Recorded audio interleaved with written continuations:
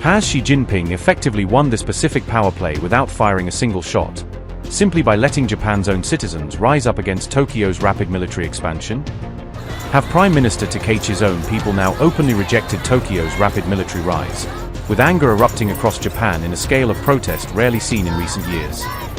Did roughly 25,000 protesters really surround Japan's parliament building as anti-war anger exploded onto the streets of Tokyo despite the punishing summer heat?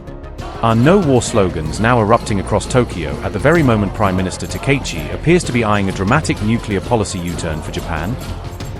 With no actual war currently in sight, is Japan's decades-old pacifist stand nonetheless facing its biggest test yet as the government pushes toward remilitarization?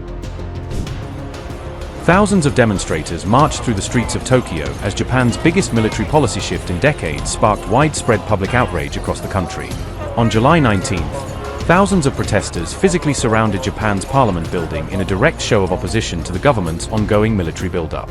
Organizers estimated that around 25,000 people joined this Tokyo rally, turning out in massive numbers despite the intense and punishing summer heat that day. This particular demonstration formed part of a broader nationwide monthly protest campaign known as the 19th Action, held consistently on the same date each month. This entire protest movement first began after Japan passed a set of controversial security laws back in 2015, and it has continued gathering momentum ever since. Protesters waved large no-war banners throughout the rally while directly demanding that Prime Minister Takaichi step down and resign from office altogether. Japan is turning into a nation that is rapidly expanding its military. This is the fault of Prime Minister Takaichi. We have gathered here today to issue an appeal to the entire world. We call upon media outlets across the globe to stand with us and prevent Japan from becoming a militaristic state.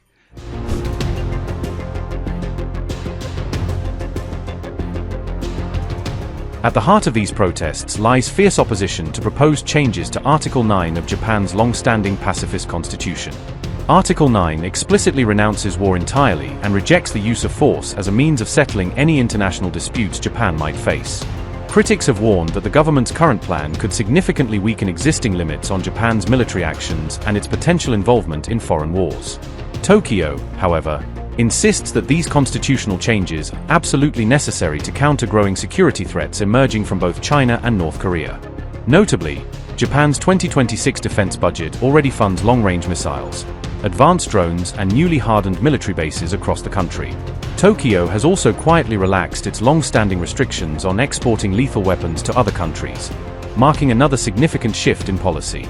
Prime Minister Takaichi was also reportedly weighing potential changes to Japan's three long-held non-nuclear principles, fueling further public alarm.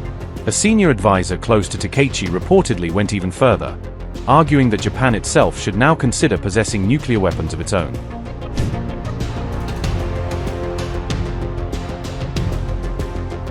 Beijing has sounded its own alarm, claiming that right-wing political forces inside Japan are deliberately attempting to remilitarize the country at a dangerous pace. Japanese local assemblies strongly call for upholding the three non-nuclear principles, a clear sign that the people want peace. Tokyo's rush to abandon the pacifist constitution and remilitarize the country at a faster pace is out of step with the public.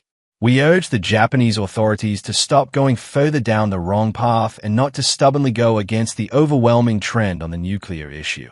China calls on the international community and all peace-loving people in Japan to urge the Japanese authorities to earnestly abide by its NPT obligations, completely abandon remilitarization and the intention to possess nuclear weapons, stop pushing to revise the three non-nuclear principles, stop the so-called extended deterrence cooperation with other countries, not to seek the introduction of allies' nuclear weapons to Japan, and immediately take effective steps to address the great imbalance between the supply and demand of sensitive nuclear materials, so as to gain trust from its Asian neighbors and the international community with concrete actions.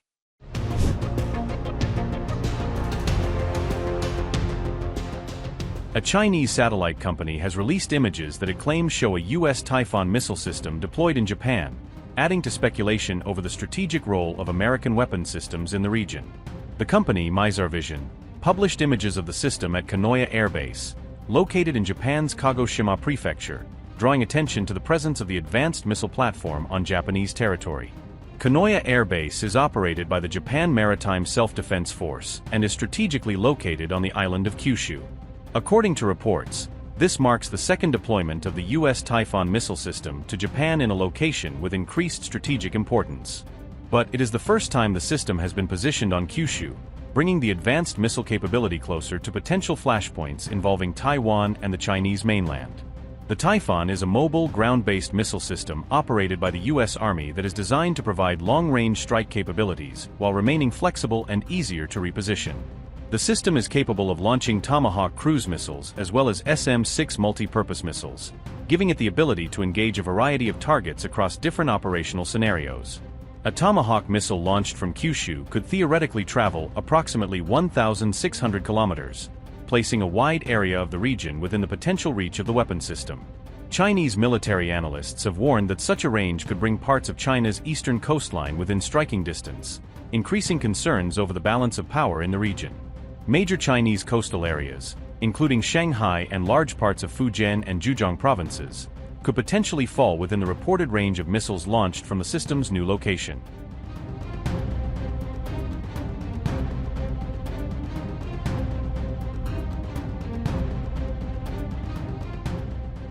The deployment aligns with previously announced plans between the United States and Japan for joint military exercises, as both allies continue to strengthen coordination and readiness in the Indo-Pacific region. The U.S. Typhon missile system is expected to remain stationed at Kanoya Air Base until the upcoming Orient Shield exercises later this year. Following the completion of the exercises, the system is expected to be moved and stored at a U.S. military base in Japan, maintaining its presence in the region while avoiding a permanent forward deployment. Japan has stated that no live fire drills involving the Typhon missile system are planned during this deployment, emphasizing that the system's current presence is connected to training and operational exercises. Remember, the United States previously conducted a live fire launch of a Tomahawk missile from a Typhon system during military drills in the Philippines, demonstrating the platform's long-range strike capabilities. China has repeatedly criticized U.S. deployments of land-based missile systems across the Indo-Pacific, arguing that such moves increase tensions and challenge regional stability. Beijing has warned that the expansion of these missile deployments raises the risk of military confrontation and could contribute to an escalating arms buildup in the region. Russia has also expressed concerns over the growing presence of U.S. land-based missile capabilities in the Indo-Pacific, warning that expanded deployments could further shift the regional military balance.